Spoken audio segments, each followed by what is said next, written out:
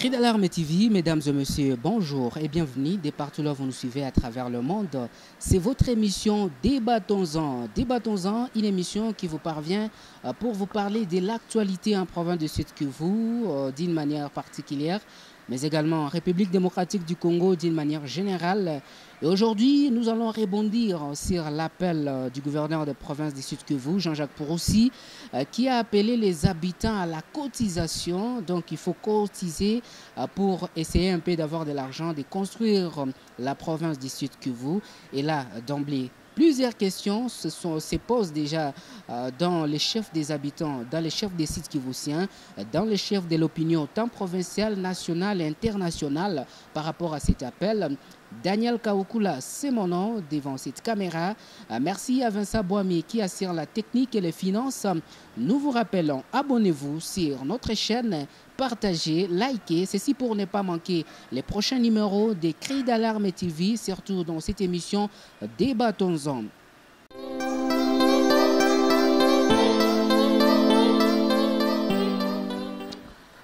Débattons-en, mesdames et messieurs, bonjour une fois de plus et bienvenue de partout là où vous nous suivez à travers le monde. Merci à tous ceux-là qui nous écrivent, des Canada, des États-Unis, de la France et un peu partout dans le monde.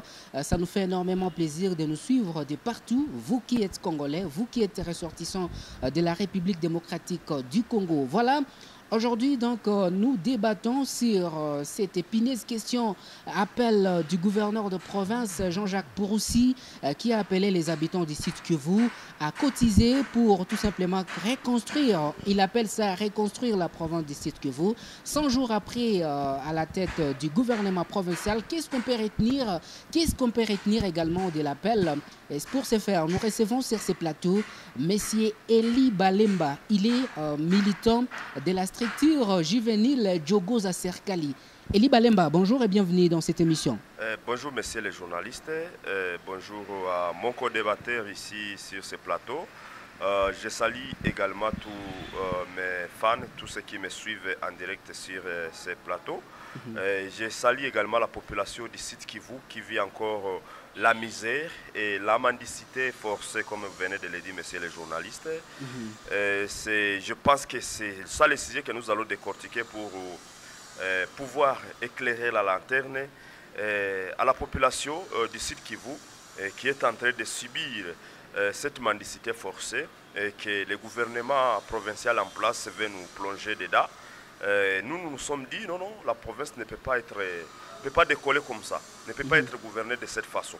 Quand vous vous souvenez d'un notaire sud-africain qui nous a parlé également de la mendicité forcée. Cette mendicité forcée, c'est une organisation criminelle, si on peut le dire. Parce que lorsque la province a des taxes, la province a tous les moyens qu'on puisse lui servir pour faire évoluer la province.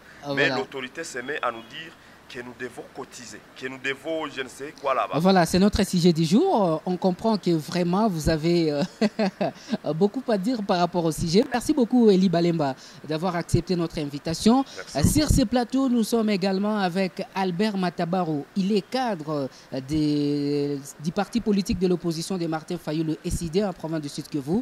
Albert, bonjour et bienvenue sur ce plateau et dans cette émission. Bonjour très cher Daniel, bonjour à la population qui nous regarde dans ce net moment. Bonjour aux militants et militants de mon parti politique, SID au niveau national ainsi qu'au niveau provincial. Laissez-moi en profiter pour vous dire que le SID endeuillé, nous avons perdu un combattant très cher à nous, qui est le directeur de cabinet du président élu, Martin Fayulu Madidi.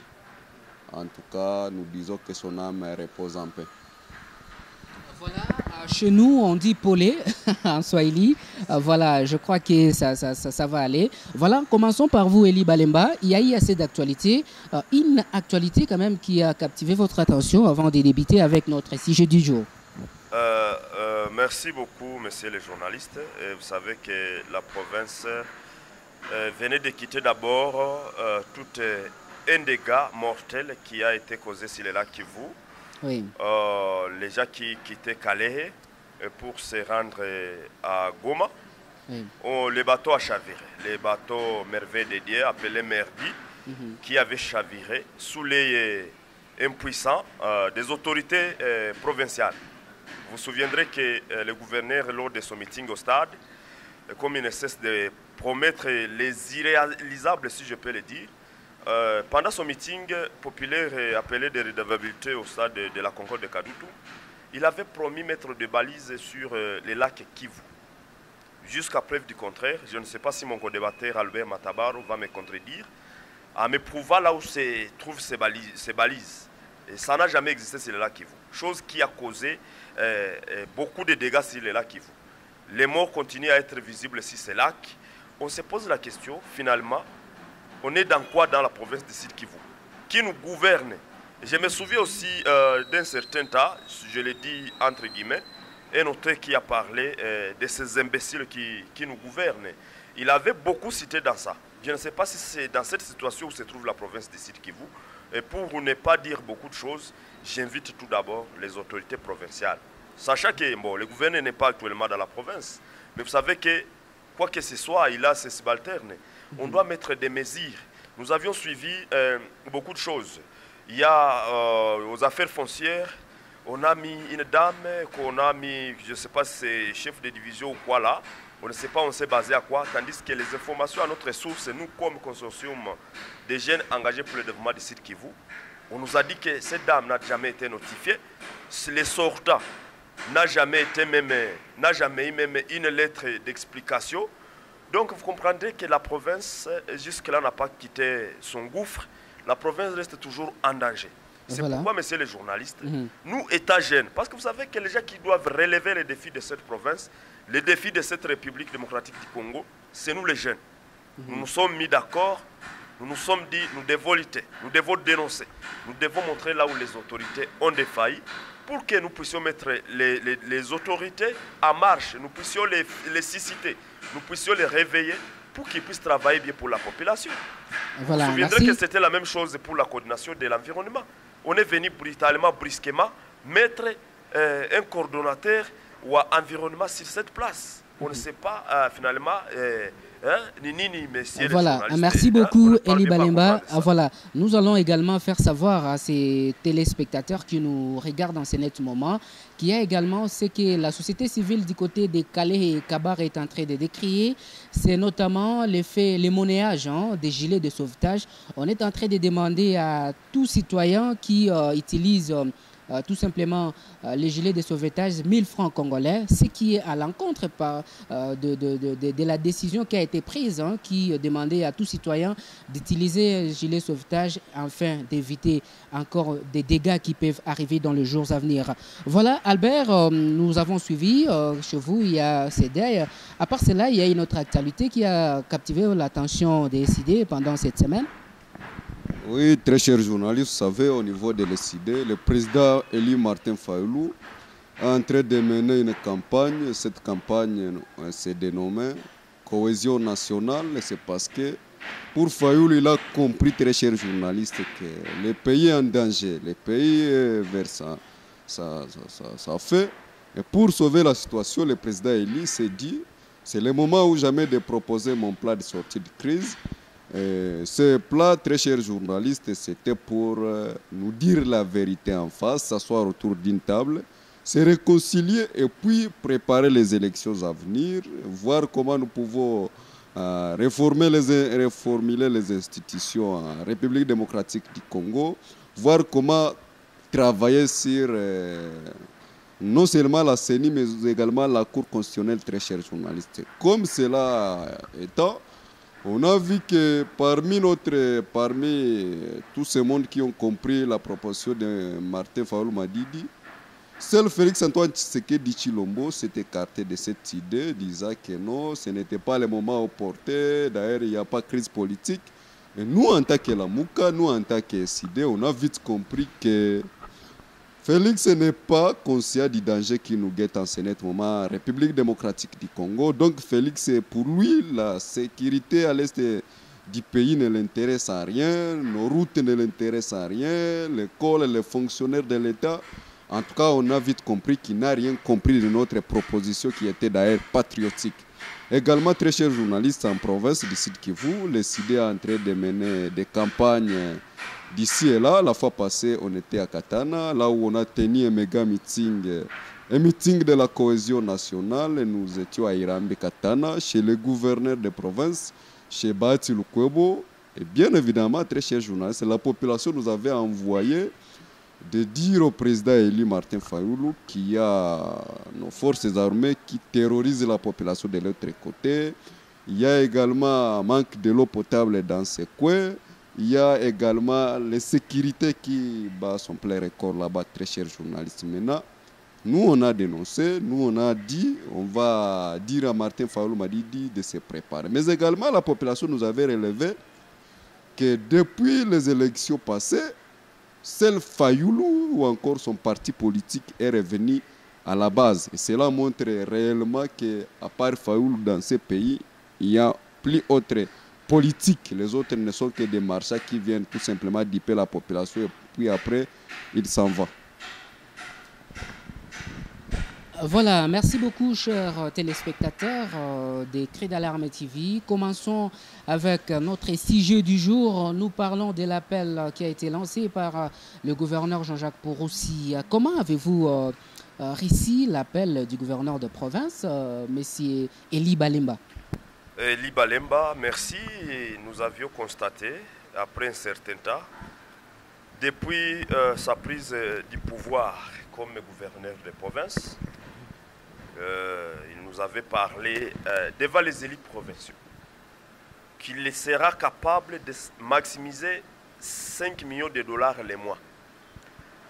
Tout d'abord, d'entrée de jeu, je voulais vous dire qu'au moment où nous sommes, le gouverneur nous doit déjà presque 20 millions de dollars. Parce que nous tendons vers la fin de son quatrième mois de sa prise de fonction. Donc, comme il avait promis devant les élites provinciaux. Maintenant, ce qui nous a étonnés, je ne sais pas si la province du Sud Kivu peut avoir au moins 15 millions de dollars et puis prétendre faire une mendicité forcée, comme je peux le dire.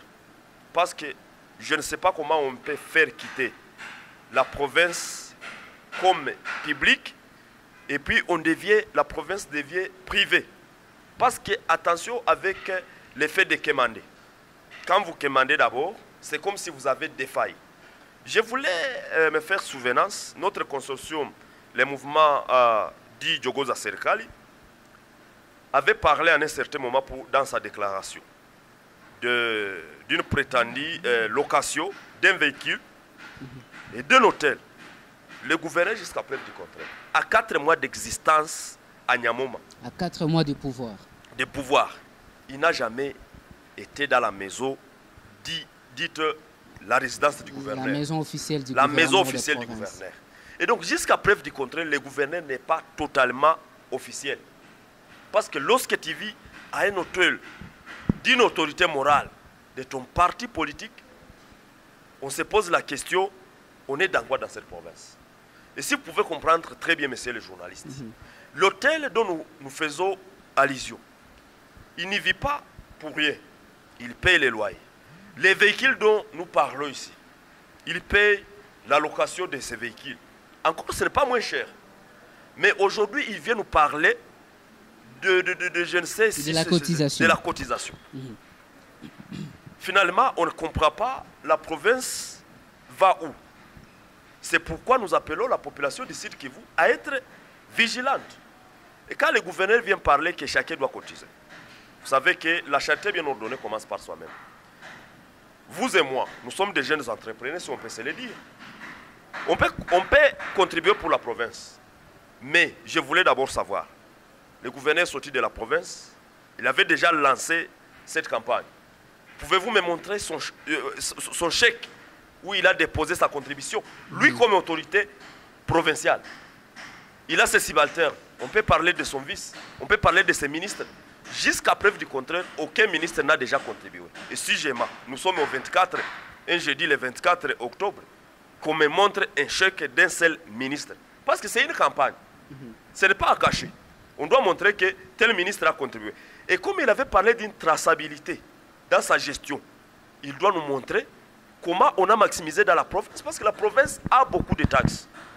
Il avait distribué les soi-disant rétrocessions au stade. comment on peut prétendre distribuer de l'argent encore équitablement? On ne sait pas si les territoires ont fait entrer MMA qu'elle est commis, mais en fait, il devient dire on doit cotiser pour la province. Chose qui a banalisé. Messieurs les journalistes, vous allez comprendre que la province, notre province mère, la province de Sud Kivu, elle est en danger avec la gestion du gouverneur actuel. Pourquoi j'ai dit ça, messieurs les journalistes? Nous lui avons demandé dans notre déclaration de quitter dans l'urgence l'hôtel de son autorité morale. Nous lui avons demandé que la province ne manque. Vous savez, un véhicule Jeep dans lequel le gouverneur peut rouler, ça peut coûter au moins 30 000, 35 000 dollars si le gouverneur est au moins a la volonté de travailler pour la province. Et il y a même des Jeeps qui sont déjà là. Oui. On nous a parlé des Jeeps qu'on avait achetés pour les gouverneurs, les vice-gouverneurs et les directeurs des cabinets. Maintenant, jusqu'à preuve du contraire, pourquoi le gouverneur continue à rouler carrosse dans ces véhicules de l'autorité morale?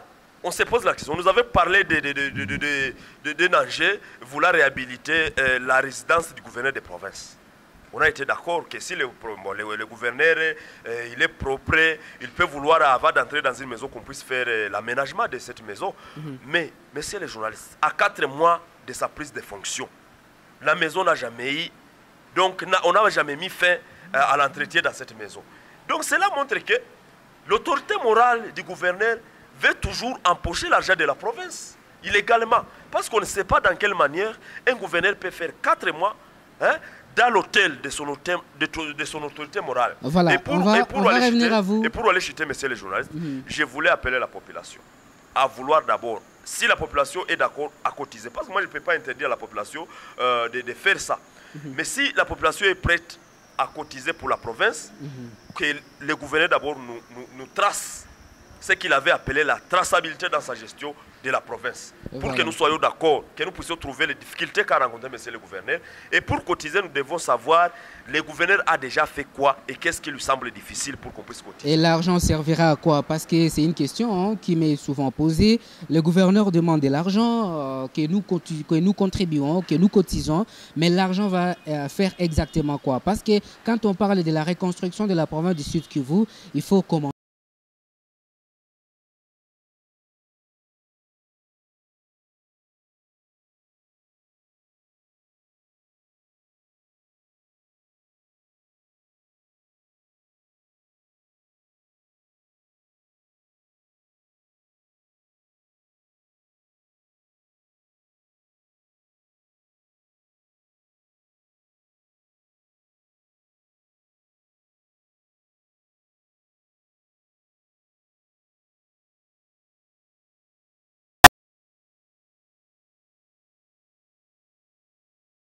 Très honteux pour la province comme la nôtre de contribuer.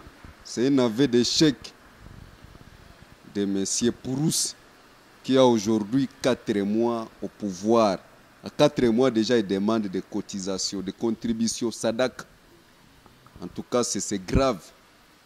S'il veut que nous contribuions pour lui $1, qu'il puisse rester en Bruxelles, en Belgique, là où il se trouve en ce moment, c'est beau. En tout cas, on va le faire. Nous sommes à plus de 6 millions de Congolais habitant au Sud Kivu. On va lui donner 6 millions, il va partir avec. Très chers journalistes, quand il vous dit contribuer pour la province, les taxes et impôts, ça s'appelle quoi? Ça s'appelle quoi? Ça s'appelle contribution. C'est là que moi je suis en train de voir que Pouroussi n'était pas fait pour gouverner cette province. Et il ne sait pas où toucher pour avoir de l'argent. Quand nous on lisait son discours d'investiture devant les députés, devant la population, il nous avait dit qu'il va trouver de l'argent dans des péages routes qu'il va créer d'ici et là. Et nous, on avait commencé par crier en disant « On ne peut pas vouloir construire la province avec des péages routes. » Et peut-être avec nous, il avait compris. Maintenant, très chers journalistes, comment quelqu'un qui a d'abord le ministère des Finances, il a la DPMR, quelqu'un qui a le service d'antifraude, il a le service d'investigation. Et tout ce monde-là ne faut que renfler les caisses de la province. Qu'aujourd'hui, qu'il nous arrive avec des mots, soi-disant, de contributions pour la province de Sud Kivu. Est-ce que notre province est pauvre pour mériter la contribution? Nous devons nous dire la réalité en face, que tout ce monde qui me regarde aujourd'hui, qui me regarde maintenant, qu'ils nous disent, est-ce que le Sud Kivu est parmi les provinces pauvres de la RDC pour mériter la contribution? Parce que pour nous, la province du Sud Kivu est immensement riche, très chers journalistes. Nous avons des ressources, nous avons des minéraux, nous avons des douanes, nous avons des ports. Est-ce que vous savez qu'il y a des provinces en République démocratique du Congo qui n'ont pas de ports, qui n'ont pas de douanes, qui n'ont pas de minéraux? Mais ces provinces, ils existent. Pour aussi, le seul gouverneur, depuis que moi j'existe, depuis l'histoire de ces pays, qui a un jour osé demander la contribution pour la province du Sud Kivu. Pas même Théo Ngouabidje, son prédécesseur. Donc c'est très très honteux. En tout cas, c'est humiliant pour nous, très chers journalistes. Maintenant, nous, on est en train de se demander, est-ce que Pouroussi ne reçoit plus la rétrocession? Lui-même nous avait dit, quand il était au stade, qu'il reçoit la rétrocession. Et parce qu'il avait reçu la rétrocession, qu'il devrait en distribuer à ses assujettis. Et quand il avait donné la rétrocession, il avait donné aux administrateurs du territoire une chose qui était grave. On ne peut pas donner à un administrateur du territoire une rétrocession parce que l'administrateur du territoire n'a pas de taxes. C'était tellement grave. Les ETD, très chers journalistes, ils ont une rétrocession venant de Kinshasa. Maintenant, en vertu de quoi Pouroussi pouvait les augmenter de l'argent. Maintenant, nous, on se pose la question. Si aujourd'hui Pouroussi demande de l'argent, il demande combien? Il demande combien? Qu'ils nous disent, il demande combien? Pour faire quoi? Donc il doit d'abord nous prouver. Moi, je demande, par exemple, 100 000 $ pour faire ceci, pour construire la route. Je vais d'abord rappeler aux téléspectateurs que Pouroussi a aujourd'hui 4 mois, mais n'a jamais réalisé même 1 kilomètre de route. Très chers journalistes, même pas 1 mètre. Il est là toujours dans les divagations. Tantôt, je ne sais pas si c'est à Chabunda. Et là, quand il y va, il donne que des promesses de 2 semaines. Dans 2 semaines, je vais construire. Dans 2 semaines, je vais construire. Mais après, très chers journalistes, quand vous appelez la société civile de Chabunda, on va vous dire que le pont Olindi que nous avait vendu en Côte d'Ivoire la fois passée n'a jamais fait l'objet de construction. Donc c'est très humiliant, c'est très épatant tout ce qu'il est en train de faire. Et vous savez qui bloque la province du Sud Kivu en matière de mobilisation des recettes? Moi, je vais vous dévoiler un secret. Paul Chinel, moi je mérite. Si on va me tuer parce que j'ai dit la vérité, je vais le dire très haut. Vous savez, son autorité morale qu'il avait financée en campagne, c'est un businessman. Il est d'abord commerçant de haut niveau. Il a des hôtels partout. Il a des usines de ciment. Lui-même, il est importateur de ciment. Il vend des trucs. Et parce que lui, il est autorité morale, il ne paye pas les taxes. Moi, je vous dis, dans cette province du Sud Kivu, si Bahati Lukwebo payait les taxes, la province devient automatiquement riche. Et je pense que c'est pour ça que Bahati Lukwebo s'est battu pour qu'il puisse accéder au gouvernorat de notre province, pour ne plus payer les taxes. Ça, d'abord, nous devons le savoir. Deuxième des choses, Bahati Lukwebo a tout fait pour récupérer l'assiette de la province en matière de mobilisation des recettes. Pourquoi? Aujourd'hui, le ministre des Finances, c'est un importé de Kinshasa, venu de Kinshasa par M. Bahati Lukwebo. Donc, Pouroussi n'a pas une main mise sur lui. Voyez-vous? Deuxième des choses, c'est lui qui gère l'antifraude aujourd'hui. C'est un enfant chéri de Lukwebo. C'est lui qui gère l'antifraude. Pas l'antifraude, mais c'est lui qui gère l'investigation. C'est un enfant chéri de Lukwebo. À la DPMR, un enfant chéri de Lukwebo. Voilà pourquoi Pouroussi ne gère rien en matière de mobilisation des recettes au Sud Kivu. Voilà. Et maintenant, on se pose la question, très chers journalistes. La fois passée, quand on a vu ces messages passer dans les réseaux sociaux, qui étaient d'ailleurs largués par Pouroussi lui-même, moi, je me suis d'abord posé la question en analysant ces messages.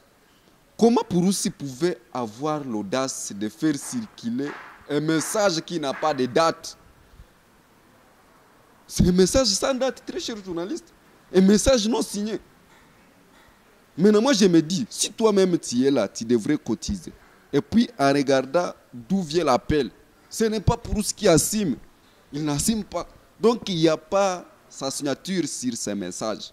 Donc, pour nous, nous considérons que c'est un fake news qui sera démenti peut-être d'ici peu. Parce que c'est très honteux de voir que la province du Sud Kivu peut aujourd'hui demander de l'aide. Crier au secours pour la province du Sud Kivu, en tout cas, ça ne peut pas passer. C'est là que nous, on est en train de vous dire, très chers journalistes, que quand on a vu Pouroussi demander de l'aide, il a dit que ce compte sera géré par la société civile, la FEC, sera géré par nos prélats catholiques, tout ce monde-là. Mais nous avions vu au lendemain la société civile sauter très haut et dire non à cette bêtise. La société civile avait écrit que non, nous on ne peut pas. On n'était pas d'abord associés à ces débats dès le départ. Donc, Pouroussi manque de conseillers autour de lui. Si moi j'étais dans un cabinet de Pouroussi, moi je devrais déjà demander à Pouroussi de renvoyer le plus tôt possible tous ces conseils qui ne l'aident à rien. Parce que c'est là, très cher journaliste. Merci beaucoup, cher Albert Matabaro, pour ces analyses.